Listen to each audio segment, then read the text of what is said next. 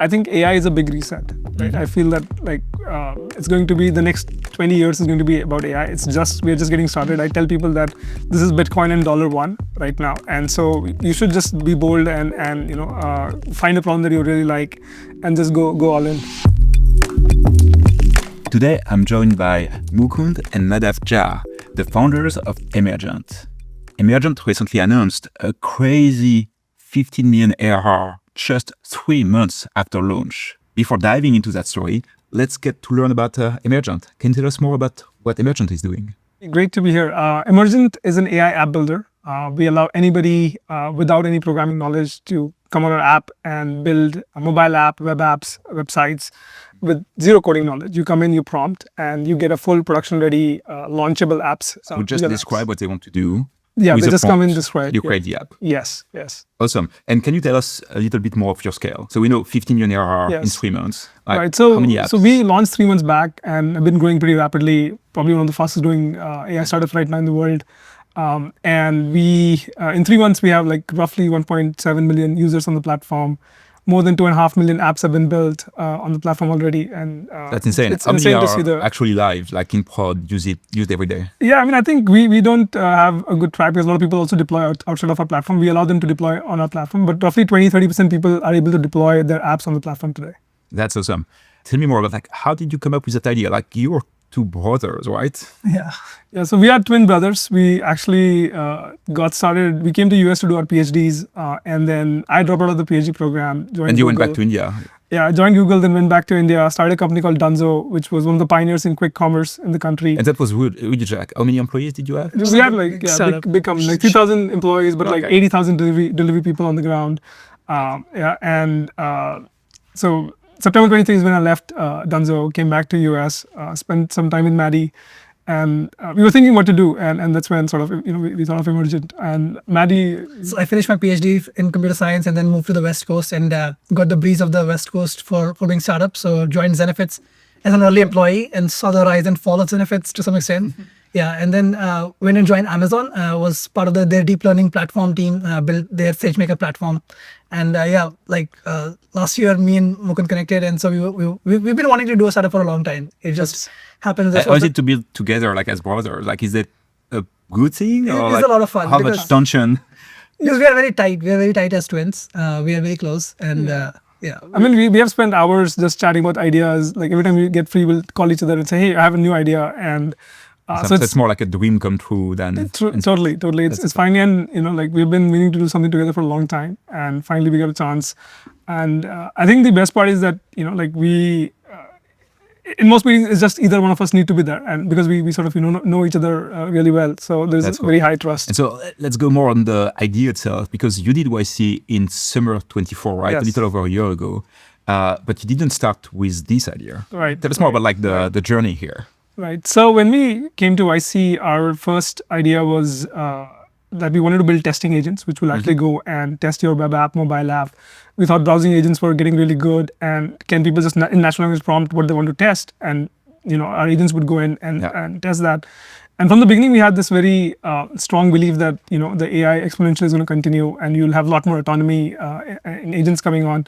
So even though at that point, like copilots were like the popular trend, a lot of people were building copilots. We were very focused on building agents which can do long horizon tasks.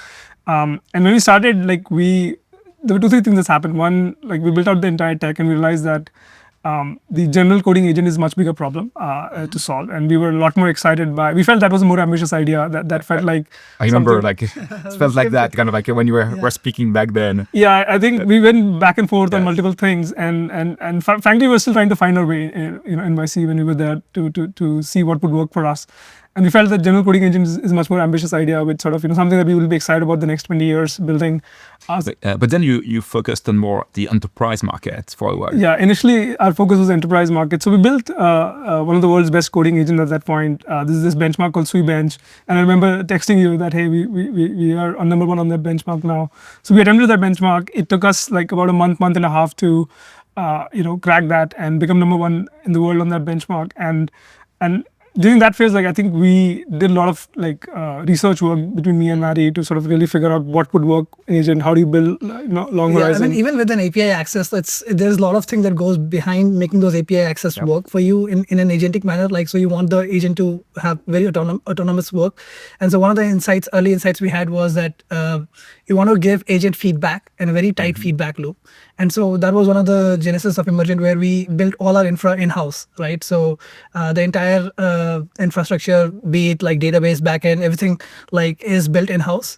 And that ensures we have a very tight feedback loop with the agent. And we did a bunch of other things around agents, like making it multi-agentic and things like that. So you were building all of that first for QA, then for enterprise. Right. And by the time you went to consumers, like kind of more of a consumer-facing. Yeah. So we went to an enterprise and found the feedback cycle to be really slow. Yeah. And I think in heart, like we are very consumer as a personalities. Having done a consumer company before. Yeah, Dunzo was pure consumer company, and so it felt like we were getting too tied up in enterprise cycle, and we were internally building a lot of apps using Emergent already, right? And so we thought, okay, why not just go directly to consumers? In a way, like what you did for 1 year before launch is kind of what made you successful once you launch. Kind of like you were more ready than ever. Very much. I think the foundation that we were able to set in the first 9 months of just pure research around agents and really got us really into the problem and helped us understand how to build really good high quality agents, and that's what's driving a lot of our growth today. Like when people come to the platform and they can see the difference between other platforms, that we are able to build better apps. That's cool. So let's speak about the product then.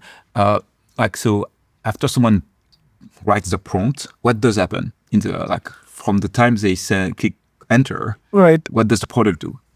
Yeah, so behind the scenes, as soon as you enter the prompt, right, like we spin up a dev box kind of environment, which is a virtual machine in the cloud for the agent. So the hypothesis is that agent should basically get the same set of environment as a developer would get, right? And in that environment, agent is able to install libraries, write code, and then anytime it runs some let's say write some files, we automatically run some lint passes around it to give feedback to it. And so I mean, actually, I skipped the step where we do first understand what the human wants, right? Because people come from all walks of life, and so we first have to do. So one of the unique things we do is we first interact with the. So you actually have some conversation with the user before starting. And also based on the conversation, we realize where to route the right request, right? It may be that this person is mostly interested in a pure front end side of things, or this person is more interested in, mobile apps or any of those things. So today you are able to do both, kind of like a web app, a mobile app, different kind of. Yeah, we are the only vibe coding platform that supports web, mobile, backend, everything integrated in one place today. And so you're going to route towards the right agent. It's different agents depending on the tasks. Yes.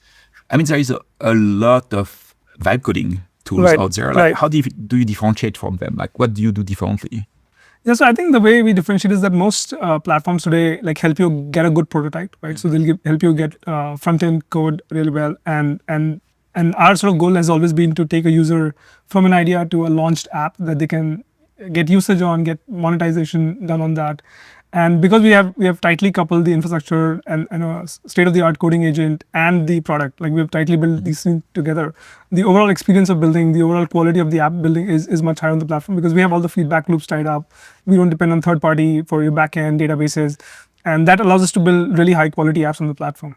And you do anything differently, to get to that level of production readiness? Yeah, so I mean, at the heart of it is a multi-agent architecture that we have built, where different specialized agent will come in. Including testing. Including tests. So we do autonomous testing for you. We have a design agent that will come and design your app for you. We have a security agent before deploying, it'll do security checks for you. And then there's a deploying agent which will convert all of your build steps into infrastructure as a code and deploy them into our cluster. And that really gives a very unified experience to people to sort of build complex apps today. What would be the limits today? Kind of Yeah, so today, typical, line of code is a bad metric, but that's one metric of complexity. So today, we typically see the apps build roughly 35,000, 40,000, 50,000 line of code. Most of the other platforms sort of cap out at 10,000 line of code. So you think you are going beyond other platforms, but yes. you still have a cap. Yeah, I think 100,000 to 100,000 line of code is where platforms struggle today. But we are expecting, as we add more platform improvements, as the models improve, we expect this ceiling to keep going up. So what? Initially, it was just kind of small app stores. Already today, it's kind of like full-fledged apps. Yeah, so today, and tomorrow you could go even beyond that. True. Do you have maybe any favorite apps you can tell us about? Yeah, so lots of apps. I think when we talk to users, this is one thing that we do a lot is speak to a lot of our users and understand what they're trying to build and where they're struggling, and that sort of drives our roadmap. There was this microbiologist who had this problem for 10 years that she, whenever she had an audiobook, and she didn't like the narrator, she couldn't finish the book. So she built this entirely completely new experience of audiobook where she can import a book, select different narrators from 11 Labs voice, and then export a completely new experience on the platform. There's this jewelry owner, and she had this problem where whenever somebody would walk into the store to ask for a jewelry repair, she had to flip through manual books to figure out the pricing. She built this AI pricing engine where she just takes a photo and it tells her what the price is. We had this gardener who built this entire SaaS app to manage admin, user, and gardener for job allocation, real-time location tracking. So I think what we are really enabling today is entrepreneurs who want to start a new idea. That's one category that we see a lot, and small business owners who want to digitize their business, solve a problem. And we think the software's need is very personal. Everybody has a very personal need for software, and we today allow them to build that. So anyone who had the need to solve a problem one day, yes, and now is the time. Yeah, we think when we launched, we thought our product is going to be largely used by semi-technical people, PMs, designers. But what we were surprised to see is that all walks of life, and lot of business people, a lot of first-time entrepreneurs are using us today. Yeah, today I was talking to a couple of people who are in Spain, and they're filmmakers, and they're using our platform for last 3-4 months, and they've built because they're artsy people, they can bring their arts and to it, and the website that comes out is phenomenal. We looked at the website and we were like, how did they build this, right? And they have no technical coding background, and yeah, pretty amazing to see. That's cool. How often do you speak with users? You have so many, you cannot speak to all of them. No, we don't. We generally we do a lot of support ourselves, right? So whenever we see a support ticket which is interesting, speaking with these users, the most demanding one is probably most demanding one, something that catches our eye, and people are very kind on Twitter. I remember the first week we launched, I was just stuck to my computer answering support tickets for the first week, and maybe let's speak about launching it here, because you got that crazy growth in just a few months, and I think you started with an invite-only period, right? Can you tell us more about how you approached launching? Yeah, so I think when we were about to launch, just before we ran a very small alpha, right? And just to test the part out. When you say it's very small, 50 people, 100 people, 15? Alpha initially, very initially, and because we knew internally that product was working, and we could test it against other platforms out there, and so we wanted to just get adding things out. But one of the things that we realized very early on was that it's a very crowded market. We are late entry into a crowded space. Even though we have a superior product, we need to stand out and get the word out. So just before launch, 4 weeks before launch, we had no growth people in the team, zero idea of how to market things. And then in 4 weeks, we educated ourselves, how do we sort of, really, get the word out. And still small, what did you do? Yeah, so we realized that influencer marketing is one of the, in social media is something that is really powerful for us to get the word out.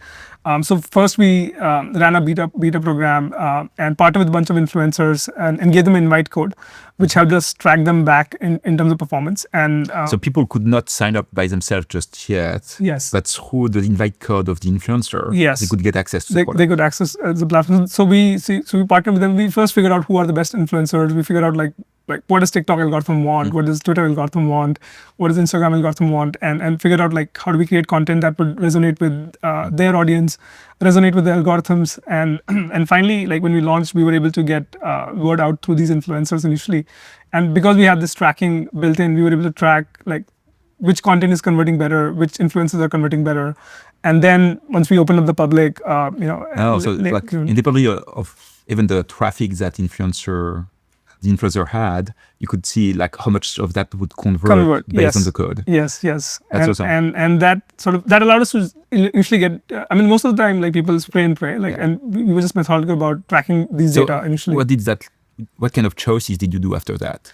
Yeah, so we understood which market, what kind of content is going to work where, and for example, like one of the things we realized that if the influencer is building the content themselves, for example, like most people when we partner with them, they we ask them to build an app themselves on the platform, and obviously we get a lot of feedback, but the whole building journey is so exciting, and that connects with their audience. So that's what they kind of like share online. To their audience. Right. And for example, like if we are partnering with a gaming influencer, they will build a game, right, and then show it to their audience. And that was the initial thing which got us initial traction, and then sort of word of mouth started to catch up, and a lot of the growth now is like organic. Do you still work with influencers today? We still do, because another reason to sort of invest here is that we also want to build a distribution channel for the apps that are getting built on the platform. Like we want to prioritize this and offer it to our builders, right? Because when they have a new idea, we have like some kind of like, I don't know, showcase of apps. We do have we haven't done a good job at it. We should, and we will soon. But one of the reasons, like strategically, to invest in this marketing thing is that we want to be able to build a marketing channel for the apps that are getting built on the platform as well. Yeah. That's awesome. Vibe coding tools also attract a lot of like first app tourists, like people who are going to just do an app and leave. Like, how do you make sure that you get a good retention? I mean, obviously, I think there is a lot of appetite to try out new apps, and we see a lot of users come in, like try something and move on. But I think what we are able to attract and retain is the serious builders, people who really have an idea in the mind, like entrepreneurs. Like power users. Power users, yeah. So we internally call them power users, people who generally have longer prompts, people who have a serious idea in their mind, and they're able to build more on the platform. Their retention is upward of like 85-90% on the platform. So that's the actual thing you are tracking. Yes. Okay. So we really care about the power user usage on the platform, and they're driving a lot of revenue for us. And their retention is pretty high because they're able to build app and so the long tail of like what I call tourists doesn't really matter to you. Just focus on the retention. So I think and some of these tourists will also convert, like but largely we're focused on people who are like who really want to launch an idea, who have a use case in mind, and we see like most of these people are like domain experts, like who have had a problem that they personally resonate with or have seen, and a lot of our users tell us that, hey, I've gone to a dev shop, gotten a quote for the software, I've gotten a quote of $100,000 to build this, and I've come to Emergent, and in under $1,000 I've been able to build this. So they're serious about the apps they want to build. Yes. They were nearly ready to pay someone to do it, and then they realized they could do that. And they tell us that Emergent is steal for me because like you don't charge enough. That's awesome. Speaking of money, you also recently announced a big Series A with Lightspeed, right? Yes. Like 23 million.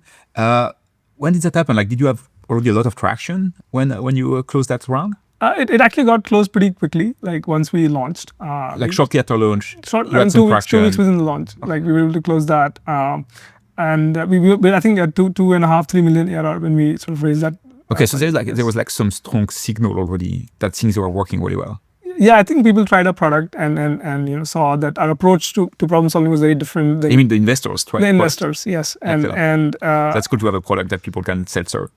I mean, that's the best thing. Like, like when people tell us, we say, go try the platform, and so. And you can also try the same prompt on multiple platforms, and you can easily tell, right? So which one is working better? So they're feeling like their appreciation of the product was pretty high. Yeah, and that's what led you to raise easily. That's awesome. What are you going to do with the money? So a lot of the investment is going to go in just building a world-class team. We already have, a really talent-dense team, 12 engineers right now, and we're going to just have 12 engineers. 12 engineers, and you're like over 15 million ARR. Right, that's pretty good numbers. But we are now expanding the team. Like we want to bring in top talent, and also a lot of the money is going to go into research. That we want to really focus on building the world-class agent, and of course on growing the platform. So maybe there's a message here, like. He may want to Yes, I mean, we are hiring. We just opened an office in SF. Would love to, meet people. And we're hiring people in post-training, so good engineers, researchers, marketing people. Anybody who's creative in storytelling would love to connect. That's awesome. Good to know. So what's next for the product? Like, what do you think you are going to be able to do in the next 6 months or I mean, When there are a you- lot of things which are like already launched, but we haven't like marketed it well. So, for example, mobile is already out there. You can build mobile apps on our platform. It's kind of like a hidden secret on the platform because the mobile app that comes out of the platform also has a backend associated with it. So it's like functional out of the box. There are like multiple other things happening behind the scenes, like custom agents. Yeah, we have ability to build custom agents on the platform, so you can come and build agents that can do your workflow. And a lot of our investment is going to go into just perfecting the software engineering lifecycle of the product. Like our core thesis is that, I mean, we look at our product as just like if we were to prioritize the best engineering team in the world, like what would that look like? And still we have a lot of loose pieces to tie up. So a lot of our focus is on just quality of the platform going up. That's cool. So that's Emergent. What do you think about the market itself? Like, where do you think we are going in the next like 2 years? I mean, a year ago, none of that existed, right? Yes, I mean, I feel like there will be a billion builders in next couple of years, and we'll see this new explosion of ideas on the world. Great for YC because a lot of new entrepreneurs are going to come online and build great things. And I think everybody has this desire. They have an idea in their mind that they want to explore, and I think truly platform like ours enable them to break out. That's any like parting advice for founders or aspiring founders? I mean, firstly, like try Emergent because I think Emergent could really help you accelerate your Yeah, we have a lot of company people building from journey. YC trying Emergent Yes. right now. So like building their startups on Emergent. Yeah, but I think in general, I would say like I think AI is a big reset. Right? I feel that like it's going to be the next 20 years is going to be about AI. We're just getting started. I tell people that this is Bitcoin and $1 right now, and so you should just be bold and find a problem that you really like and just go all in. That's awesome. Mukhund, Madhav, it was great to have you with us today. Well, thank Thanks you for so sharing much. your story. Great to be here. Thank you.